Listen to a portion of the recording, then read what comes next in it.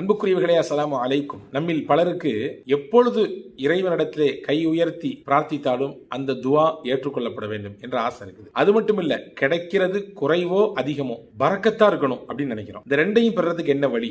எளிமையான வழி. நபிகள் நாயகத்திடத்தில் சஅத் இப்னு அபி வக்காஸ் அப்படின்ற ஒரு நபித்தோழர் இதே கொஸ்டின் முன் வச்சாங்க. நபி ஸல்லல்லாஹு அலைஹி வஸல்லம் அவர்களுக்கு கொடுத்த பதில் தான் நமக்கான பாடம். நபிகள், நீங்கள் தேடுகிற வருமானம், உங்கள் வாழ்வாதாரம் அது ஹலாலாக மட்டுமே இருக்கட்டும். ஹராமை கை வைத்து விடாதீர்கள். நீங்கள் உட்கொள்ளக்கூடிய உணவாகட்டும், உடுத்தக்கூடிய உடுப்பாகட்டும், அருந்துகிற நீராகட்டும், சுருங்க சொன்னால் உங்கள் வாழ்வாதாரம் மொத்தமும் ஹலால் மட்டுமே இருக்கட்டும். அப்படி இருந்தா என்ன கிடைக்கும்? நீங்கள் நினைத்தது கிடைக்கும். அல்லாஹ் உங்கள் துவாவை ஏற்றுக்கொள்வான். பிளஸ் கூடுதலாக பரக்கத்தான செழிப்பான வாழ்வை நீங்கள் உணர்வீர்கள், வாழ்வீர்கள். வாருங்கள், பின்பற்றுவோம்.